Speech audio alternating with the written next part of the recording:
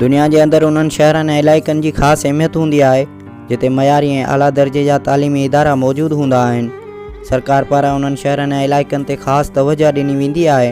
Road रस्ता कुशादा ऐं साफ़ सुथरा हूंदा आहिनि, जॾहिं त कानून जी पिणु बालादस्ती हूंदी आहे।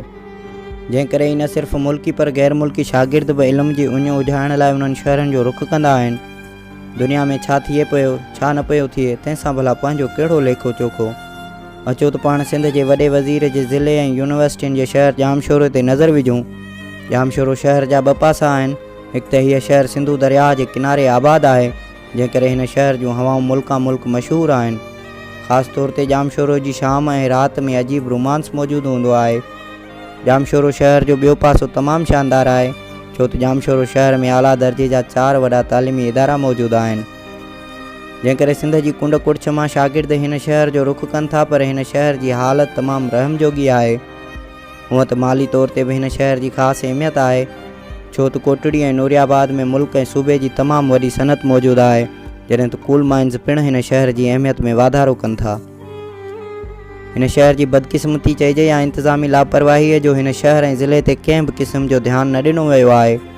जामशोरो अरबाब ग़ुलाम रहीम ऐं आमिर मुशरफ जी सरकार खां पहिरीं इंतज़ामी तौरु दादू जो हिसो हुयो, पर पोइ जामशोरे खे ज़िले जो दर्जो मिलियो। तंहिं हूंदे बि हिन शहर जी क़िस्मत बदिलजी न सघी आहे। पाण जॾहिं जामशोरो ते नज़र विझंदासीं त असांखे हीअ शहर अनेक मसइलनि जे धुबण में फाथल नज़र ईंदो।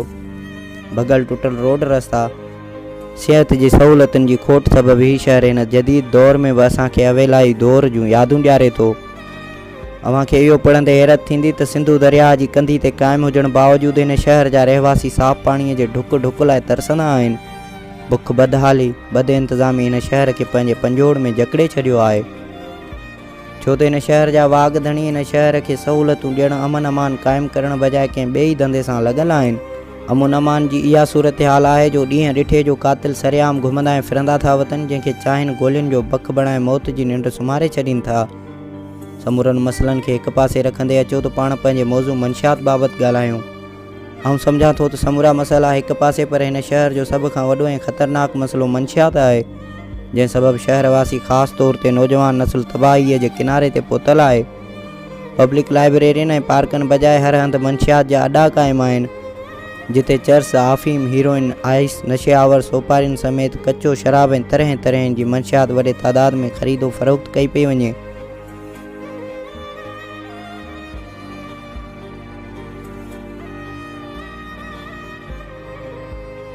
मुख़्तलिफ़ वक़्तनि ते शहर जे सियासी, समाजी, अदबी ऐं सहाफ़ी धुरियुनि पारां मंशियात जे आज़ार ख़िलाफ़ एहतजाज करे तहरीकूं बि शुरू कयूं वयूं।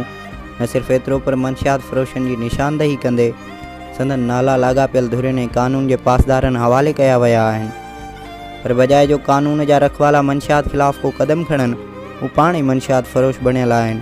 केॾी न ताजुब जी ॻाल्हि आहे जो शहर जो CI सेंटर मंशियात स्मगलिंग जो अॾो बणियल हुजे। वर्जिन वारा सरकारी गाॾीअ में मंशियात सप्लाई कंदे सरेआम पकड़िया वञनि, पर तंहिं हूंदे बि संदन ख़िलाफ़ का ख़ातिर ख़्वाह कार्रवाई न थी सघी हुजे। हथकयल ॼाण मूजिबि नूरियाबाद पुलिस ऐं कोटड़ी साइट में क़ाइमु कयल CI सेंटर, जेको हाणे नाले में त बंदि आहे, पर परदे पुठियां मंशियात सप्लाई करण में संदसि अहम हथु आहे।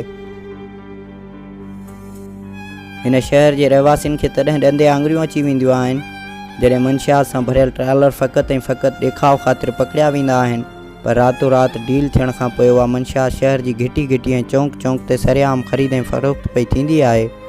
पर इंतज़ामिया संदन ख़िलाफ़ कार्रवाई करण बजाए उन्हनि मंशियात फ़रोशनि खां मंथलियूं वसूल करे नौजवान नस्ल जे रगुनि में मंशियात होते रही हूंदी आहे।